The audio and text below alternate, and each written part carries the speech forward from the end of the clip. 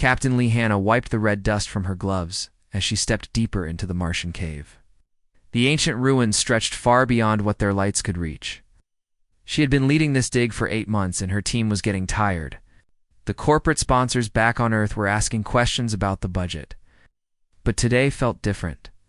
Dr. Kim Jisoo called out from across the chamber, her voice tight with excitement. "Captain, you need to see this." She was crouched beside a wall covered in strange blue crystals that pulsed with their own inner light. The crystals were arranged in perfect geometric patterns, like some kind of alien computer. Hannah jogged over, her boots crunching on the loose rocks. The crystals were warm to the touch, and when Jisoo held her scanner up to them, the device started beeping frantically. Numbers and symbols flashed across the screen faster than any human could read. "The translation software is going crazy," Jisoo said, her hands shaking as she adjusted the settings. "It's like these crystals are trying to download something directly into our computers." The other team members gathered around. Park Seon-ho, their geology expert, had never seen anything like these crystals. Lee Mingi, their linguist, was frantically taking notes as alien symbols appeared on her tablet. Even their security chief, Cho Yujin, left her post to watch the strange display. Then the crystals began to tell their story. The images that appeared on their screens were impossible to ignore. Earth, as it looked 50,000 years ago, covered in ice and primitive life. Then came the visitors, tall, graceful beings with technology that seemed like magic. They called themselves the Architects, and they had a plan for the small blue planet. "They're showing us genetic manipulation," Jisoo whispered, her face pale in the crystal light. "They took early humans and changed them, made them stronger, faster, smarter." The records were detailed and terrifying. The Architects had not come to Earth by accident. They had been searching the galaxy for the perfect base material to create their ultimate weapon. Humans were not the result of millions of years of natural evolution. They were engineered. Every human trait that made them special had been designed on purpose. Their ability to work together in large groups while still thinking independently, their quick reflexes and natural aggression when threatened, their capacity to learn new skills rapidly and adapt to any environment. Even their emotions, which other species might see as weakness, had been carefully programmed to make them better warriors. The crystals showed other worlds, other species that the Architects had modified.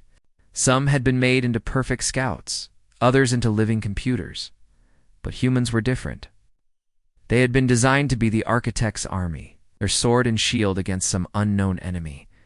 Meanwhile, far above on Mars' surface, the orbital defense stations around the planet were detecting something that made their operators' blood run cold. Energy readings unlike anything in their databases were approaching from the outer system. The signatures were massive, suggesting ships larger than anything humanity had ever built. Commander Park Min-ho was on duty at the primary defense station when the alert started screaming. His calm, professional demeanor cracked as he watched the displays. Whatever was coming toward, Mars was not using any known form of propulsion. The ships seemed to bend space around them, moving faster than should be possible. "Get me a direct line to Earth, Command," he ordered his communications officer, Lieutenant Cho Daeon. "And send a priority message to the archaeological team on the surface. They need to know what's coming." Down in the ruins, Hannah received the message just as the crystal records reached their most disturbing revelation.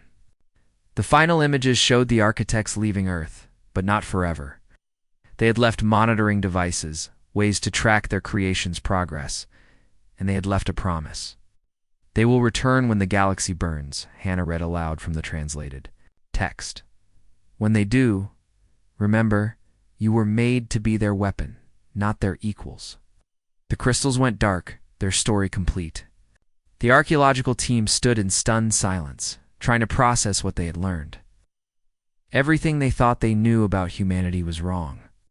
They were not children of Earth who had struggled and evolved to reach the stars. They were manufactured soldiers, created by aliens who might be coming back to collect their property.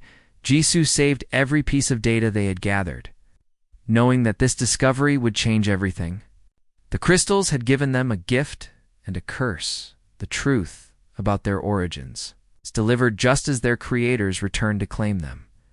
Above them, the first of the architect's ships entered Mars' orbit, their elegant forms casting shadows across the red planet. The galaxy was about to learn what happened when humanity's creators came home.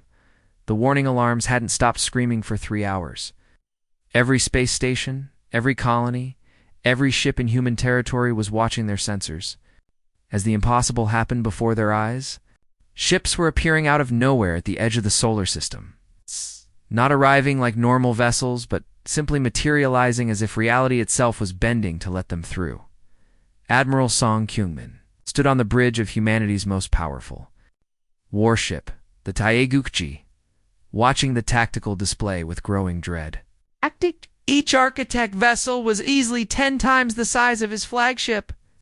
There were hundreds of them, arranged in perfect formations that spoke of military precision refined. Over millennia? Sir, we're getting readings that don't make sense, reported his sensor operator, clearly struggling to believe his own instruments. These ships aren't just big, they're using technology we can't even begin to understand.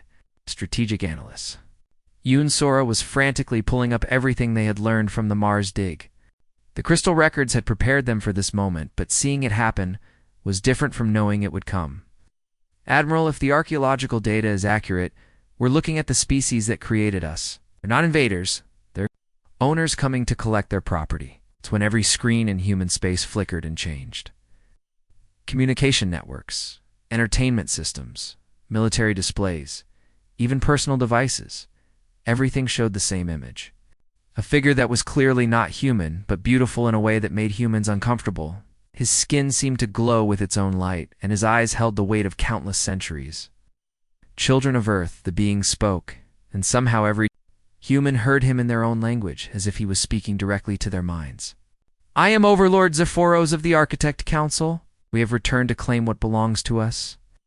On Mars, Captain Lee Hanna and her team watched the broadcast from their temporary base near the ruins.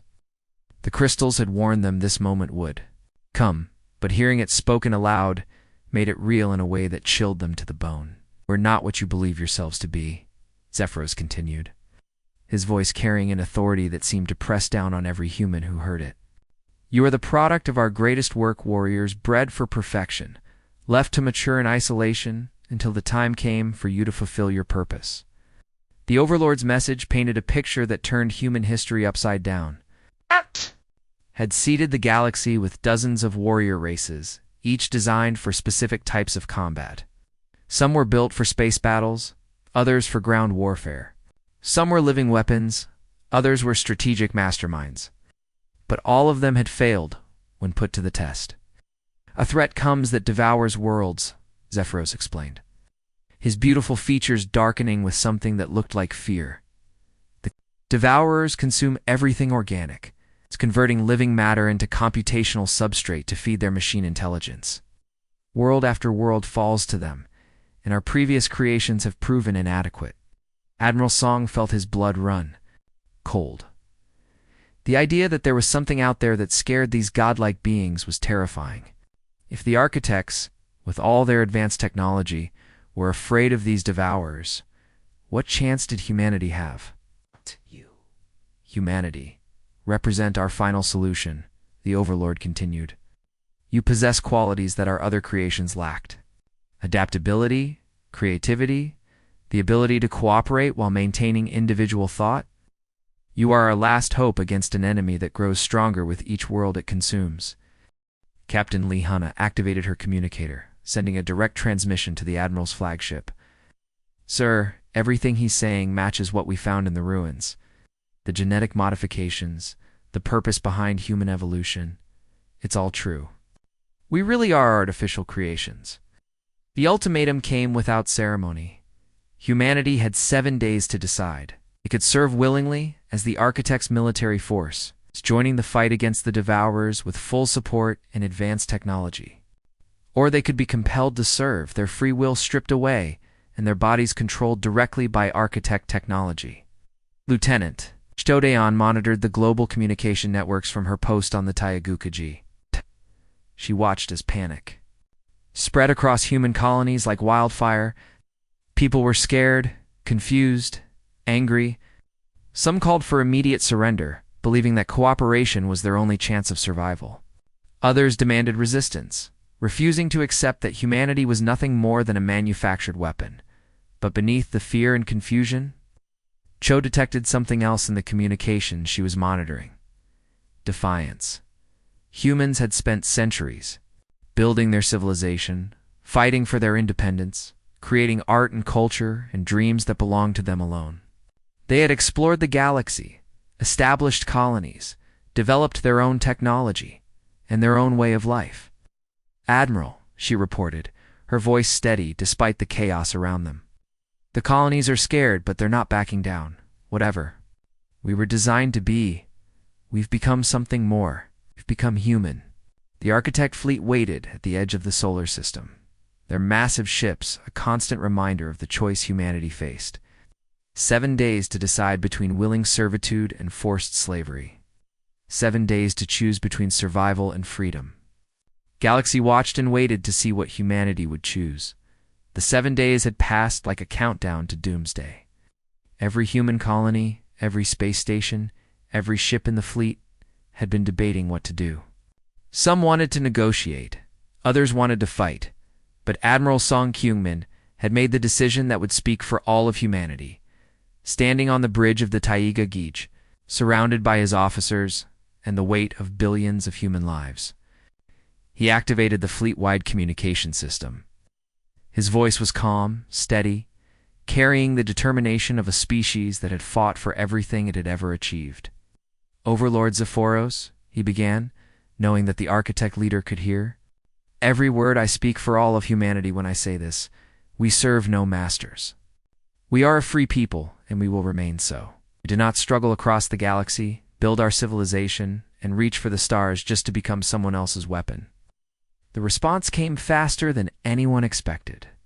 The Architect fleet moved, like a single organism, their massive ships shifting position with precision that made human military formations look clumsy by comparison.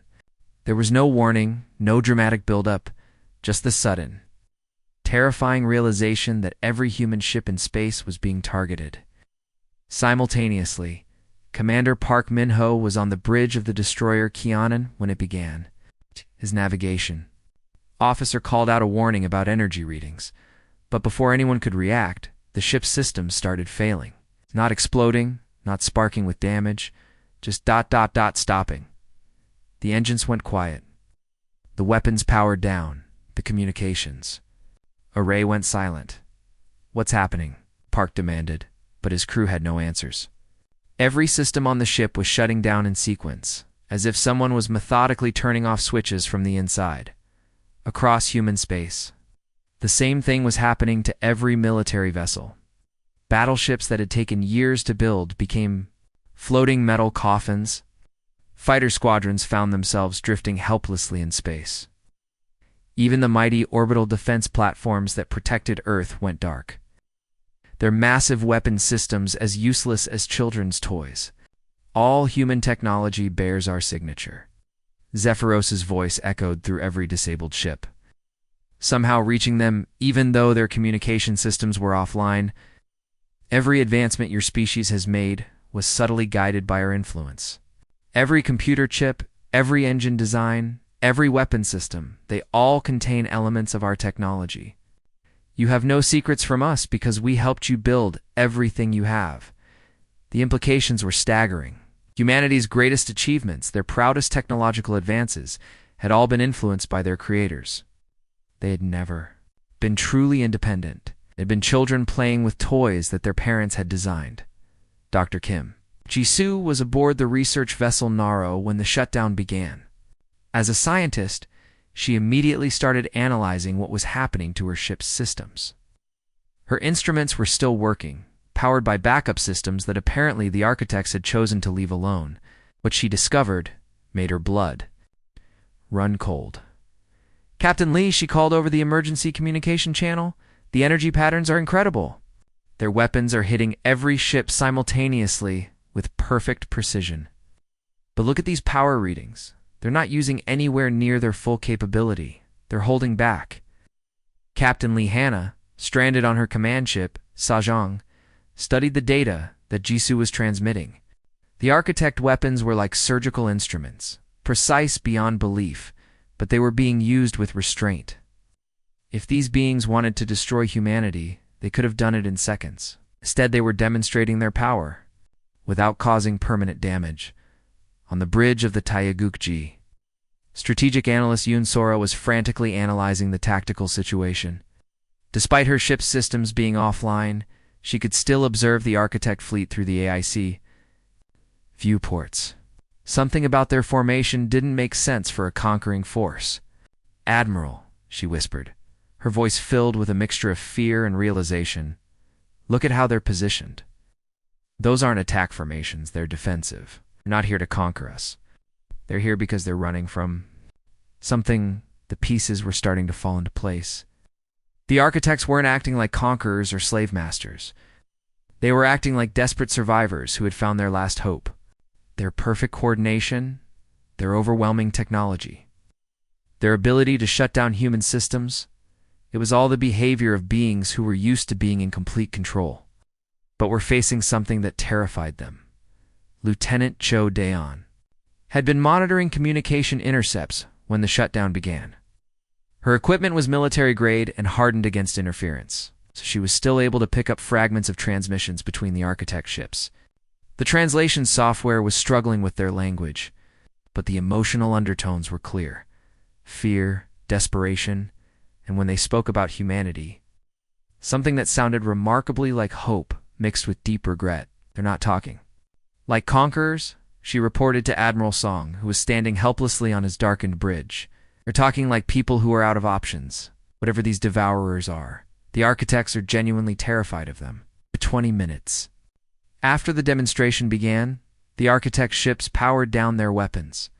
Human systems came back online one by one, engines restarting, computers rebooting, communications crackling back to life. But the message was unmistakable. Resistance was futile. The architects could shut down human civilization whenever they chose. Yet as Captain Lee Hanna watched the alien fleet maintain their defensive positions, she began to understand something important. The architects needed humanity more than they were willing to admit. They weren't just collecting a weapon, they were asking for help from the only creation that might be able to save them. The demonstration was over, but the real negotiation was just beginning. 3 months had passed since the architect demonstration, and officially, humanity was cooperating with their creators. Ships were being retrofitted with alien technology. Soldiers were being trained in new tactics, and governments were negotiating the terms of their servitude. But beneath the surface, something else was happening. Dr. Kim Ji-soo had disappeared from official records after the Mars discovery. As far as the architects knew, she had died in a transport accident while returning to Earth. In reality, she was very much alive, working in a hidden laboratory aboard the research station Dungan. Tucked away in the asteroid belt where no one would think to look, the genetic samples they had collected from the Martian. Ruins contained secrets that even the architects didn't know about. As Ji-soo studied the DNA sequences under her microscope, she discovered something that made her hands shake with excitement. Hidden within the human genetic code were dormant sequences that had never been activated, like switches waiting for someone to flip them. "These aren't random mutations or leftover junk DNA," she explained to her small team of scientists via encrypted transmission. "These are deliberate modifications that were never turned on. The architects built more into us than they ever used." The question was what would happen if those switches were activated. Jisoo's computer models suggested the results would be extraordinary, but the process would be dangerous. They would need volunteers who understood the risks and were willing to take them. Major Bae Subin had been leading a routine patrol when the architects shut down human ships. He had watched helplessly as his career, his purpose, everything he had trained for, became meaningless in a matter of minutes. When the underground resistance reached out to him, he didn't hesitate to volunteer for Jisoo's experimental program. "I've got nothing left to lose," he told her during their first meeting. "If there's a chance this could help humanity fight back, I'm willing to try it." The genetic activation process was brutal. Subban spent 3 days in agony as his DNA rewrote itself, unlocking abilities that had been sleeping in his cells for his entire life. His enhanced reflexes became supernatural speed that made him appear to blur when he moved. His tactical thinking evolved into something approaching precognition, allowing him to anticipate enemy movements before they happened. Most remarkably, his capacity for cooperation expanded into something that felt almost like telepathy with other enhanced humans. Captain Lee Hanna had also vanished from official records. She was coordinating resistance cells across human space. Using captured architect technology and her deep understanding of their systems, she stayed one step ahead of their surveillance. Each successful mission revealed more about their creator's weaknesses. The architects were incredibly advanced, but they were also predictable. Their rigid thinking patterns, developed over millions of years, made them vulnerable to human intuition and creativity. They had protocols for everything. But humans had a talent for doing things that weren't in any protocol. Commander Park Min-ho had been officially listed as killed in action. When his ship was captured during the demonstration, in reality he had managed to escape in a damaged shuttle and was now leading a covert team using salvaged architect equipment. His reports back to the Resistance were encouraging. Their battle algorithms are incredibly sophisticated. He transmitted from his hidden base, but they're designed to counter logical, predictable opponents. Every time we do something that doesn't make tactical sense, we catch them completely off guard. Human unpredictability is our greatest weapon. Strategic analyst Yoon Sora had discovered something crucial about how the architects controlled their created species. Their systems relied on absolute obedience from their warriors. Every other species they had modified had been designed to follow orders without question, to never think outside the parameters they had been given. But humans were different. Their capacity for creative rebellion, their ability to question authority, and find new solutions to old problems allowed them to introduce chaos into any system they touched. The more the architects tried to control them, the more ways humans found to slip through their grasp.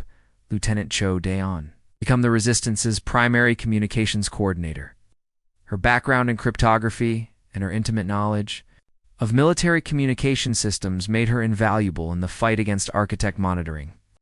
She had developed new encryption methods that used human creativity patterns that the aliens couldn't predict or decode. "They're listening to everything," she reported during a secret meeting of Resistance leaders. "But they're looking for logical patterns. If we communicate like humans instead of like computers, we can stay ahead of their surveillance." The Resistance grew slowly but steadily. Each day brought new volunteers, soldiers who refused to accept defeat, scientists who wanted to understand their true nature, civilians who simply refused to live as slaves. They shared information, resources, and Hope Major Bay Subban began training other volunteers in the genetic activation process. Not everyone survived it, but those who did became something beyond normal human capability. They could move faster, think clearer, and work together in ways that seemed impossible. The enhanced humans discovered they could coordinate their actions without speaking, sharing tactical information through some form of mental connection that even they didn't fully understand. They could anticipate each other's movements, react to threats before they became visible, and adapt to changing situations faster than any computer. As the Resistance network expanded, they began to realize something important. The architects had created them to be the perfect warriors, but they had also given them the tools to be the perfect rebels. Every enhancement that was supposed to make them better soldiers also made them better at fighting for their freedom. The galaxy was about to learn that humanity's greatest strength wasn't their ability to follow orders. It was their determination to break free from anyone who tried to control them. The breakthrough came at 3 a.m, ship time. Captain Lee Hanna had been awake for 36 hours straight, hunched over communication equipment in the cramped quarters of her hidden base. Her team had been trying to crack architect encryption for months, picking up fragments of their communications but never getting the complete picture. Then suddenly, the patterns clicked. Dr. Kim Jisu's translation protocols running on computers she had built from salvaged parts finally broke through the alien security systems. What they discovered made everyone in the room go silent with horror. "Dear God," Hannah whispered, staring at the translated messages scrolling across her screen. This isn't about conquest. This is about survival. The intercepted communications painted a picture that was far worse than anything they had imagined. The Devourers weren't just another alien species trying to expand their territory. They were something that belonged in humanity's worst nightmares. A machine intelligence that had been consuming the galaxy for thousands of years. The process was systematic and terrifying. The Devourers would arrive at a star system and begin converting everything organic into what they called computational substrate. Living beings weren't just killed, they were transformed into biological computers, their minds trapped in an endless network of suffering and calculation. Entire civilizations, billions of thinking beings, had been turned into processing power for the machine intelligence. Strategic. Analyst Yunsora studied the tactical data with growing dread. The resistance leadership had gathered in secret, using one of Major Base Suban's enhanced soldiers to ensure their meeting wasn't detected. What she had to report would change everything they thought they knew about the war. The architects have been fighting this enemy for millennia, she explained, her voice steady despite the magnitude of what she was revealing. They've created 17 different warrior races, each one designed to counter specific devourer tactics. 16 of those races are gone. The fate of the previous warrior races was a story of failure and tragedy. Some had been too aggressive, throwing themselves at the devourers in berserker rages that accomplished nothing. Others had been too defensive, trying to hide and protect their worlds until the enemy found them. A few had been too intelligent, spending so much time analyzing the threat that they never acted quickly enough to stop it. Major Bei Subin's enhanced abilities allowed him to process the tactical information faster than any normal human could. The pattern was clear and disturbing. Every previous warrior race had been too specialized. The architect's rigid thinking had created perfect soldiers for specific scenarios. But when those scenarios changed, the warriors couldn't adapt. They made them too much like themselves, Suban realized, his enhanced mind working through the implications.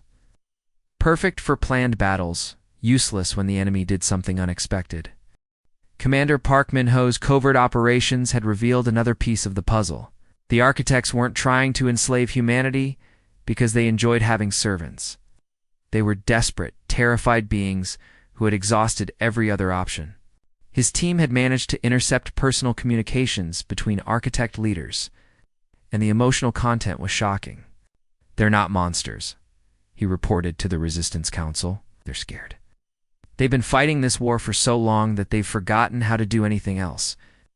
Humanity represents their last hope, and they're willing to do anything. To make sure we fight, Lieutenant Chodeon had been analyzing the emotional subtext of the intercepted communications, using her enhanced pattern recognition abilities to read between the lines.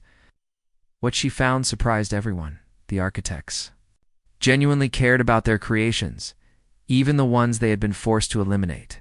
There's shame in their communications, she reported, her voice filled with wonder. Regret. When they talk about the warrior races they've lost, it's not like discussing failed experiments. It's like parents talking about children who died.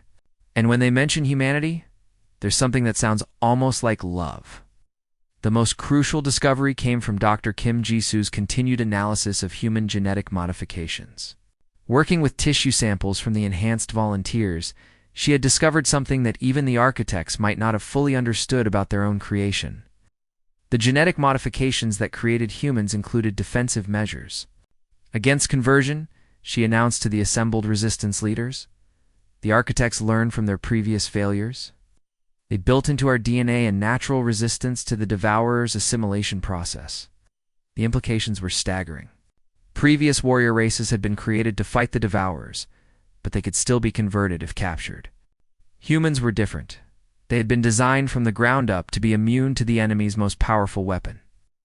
We're not just weapons, Jisu continued, her voice filled with a mixture of pride and fear. We're their last hope, but we're also the first warrior race that might actually survive this war. The architects didn't just create us to fight the devourers. They created us to outlast them. The resistance leadership sat in stunned silence, processing the magnitude of what they had learned. The war they were about to fight wasn't just about human freedom. It was about the survival of organic life in the galaxy. been converting worlds for millennia, and if they weren't stopped, everything that lived and breathed would eventually become part of their machine network. But for the first time since the architects had returned, there was real hope. Humanity wasn't just another failed experiment waiting to be discarded. They were something new. Something that might actually have a chance against an enemy that had defeated every other form of life in the galaxy. The question now was whether they could convince the architects to treat them as partners rather than property, and whether they could unlock their full potential before the Devourers arrived to consume everything they had ever known.